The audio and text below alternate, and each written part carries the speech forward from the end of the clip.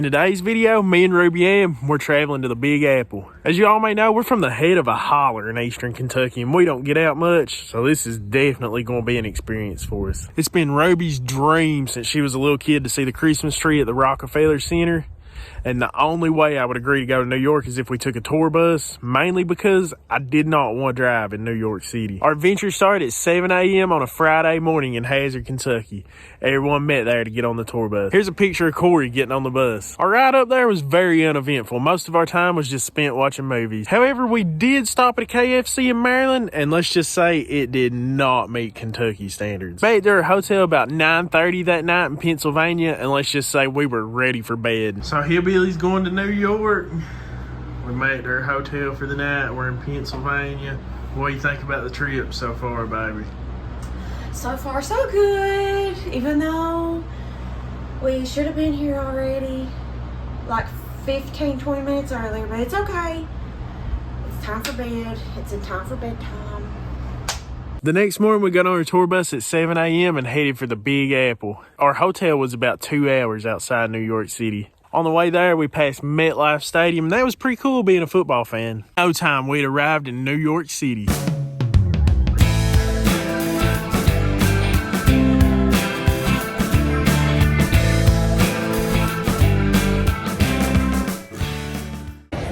Let's see if a hillbilly can survive in New York City. What's your first impressions of New York, Corey? I can't hardly see the sky. You can't see the sky. There's no trees. That's what stuck out to me first. No trees. There's trees in this yeah, picture. there's like 3 There's trees. not First thing we did when we got there, we went to the top of the Empire State Building. We rode the elevator up 80 floors, but then had to walk the stairs up the other 6. He's making me take the steps up the Empire State Building because you don't want to wait in line. We got express passes. We should go up. Daniel Boone didn't use an elevator. He went up 6 flights of stairs. Oh my God, I'm gonna die. I might make it. I hope I make it. Once we got to the 86th floor, the view was worth it.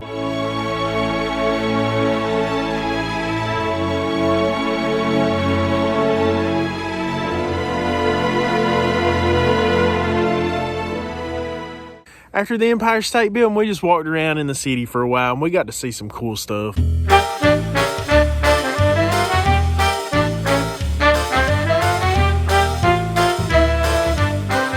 The next part was my favorite part of the trip. We got to see the One World Trade Center.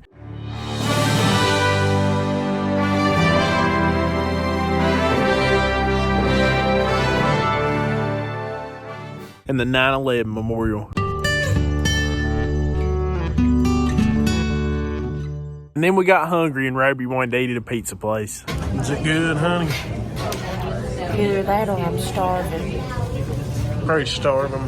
So I took a picture of this because in New York, every restaurant has a sanitary grade posted on the outside of their building. And everybody told us before we went down there, whatever you do, only eat at restaurants that have an A for sanitary grade. And of course, Ruby picked one that has a B. So we ate at a nasty place. Then we did a rooftop bus tour, and as you can see, Corey was thrilled about it. Here's some music with a few videos of what we've seen on top of the bus.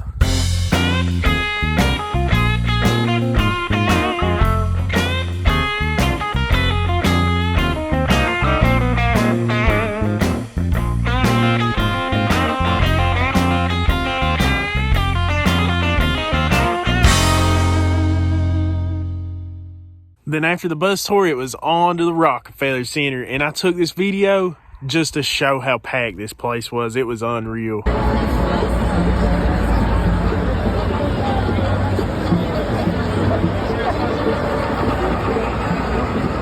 Then, of course, me and Ruby Ann, we had to take our picture in front of the tree.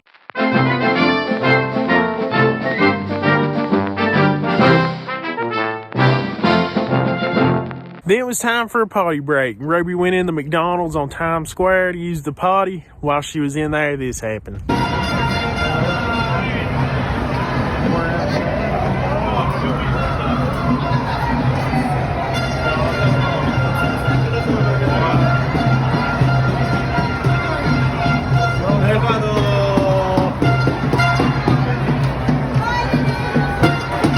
I had to quit filming because I didn't want to bring attention to myself, because they were like getting in people's faces with bullhorns screaming, "You support genocide!"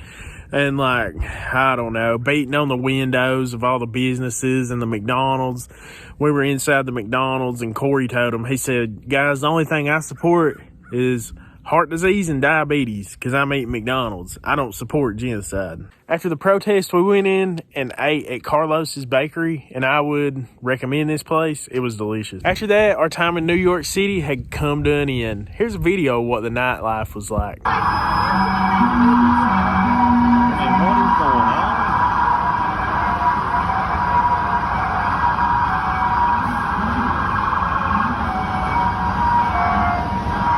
We're going through the tunnel, leaving New York. Bye-bye, New York.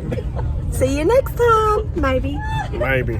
On the way back, we stopped in Hershey, Pennsylvania to visit the chocolate factory. Roby got to try a prototype birthday cake Kit Kat bar. Roby's got a Kit Kat birthday cake. I was off by Try that. a couple of years. And you're 4 as well. Wow. Well, happy birthday to you. Anybody else celebrating a special occasion? The trip home went smooth until we made it to Huntington, West Virginia. Our bus driver ran out of time, and we were still 2.5 hours from Hazard. I don't know how that happens, but it happened. Nothing was really explained to us from Jet Tours about what was going on. All we knew is we were stuck in a parking lot for the foreseeable future. And here's some clips from that. 1 hour and 30 minutes of waiting on another driver. Everybody is getting frustrated. They want to get home. We've been sitting in this parking lot for 1 hour and 30 minutes. Sorry, I wanted to do something on my bucket list. I wanted to go to New York City and bring my best friends and my husband with me. And it's been a bunch of hiccups, but guess what? We're all in this together. And now, we're in a parking lot for 2 hours. Mark that on my bucket list of things to do. And let me circle back for a second before I show this clip.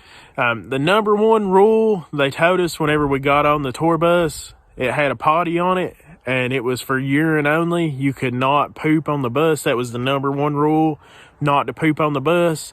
So with that being said, here's this clip. Okay, so the other bus has made it here with the driver on it. The driver's still not came on our bus, and Corey's threatening to go poop on the other bus. After 2 hours and 45 minutes of waiting in a parking lot, we're ready to get back on the road. Update. It is 3 hours later.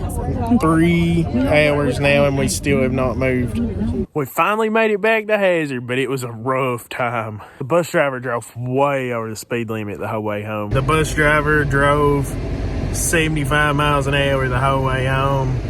Everybody was screaming. There was people on the bus crying. Anxiety attacks. Yeah, it was wild.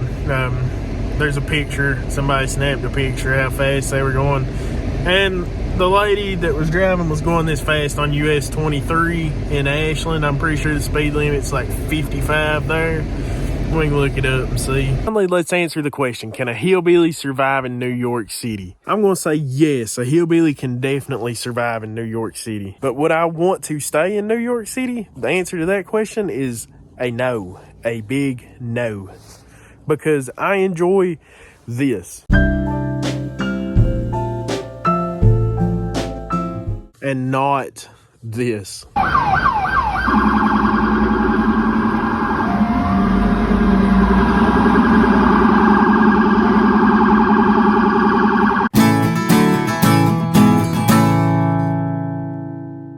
Click at the top if you want to see my catch and cook playlist, or the bottom video if you want to watch Roby cook some deer meat.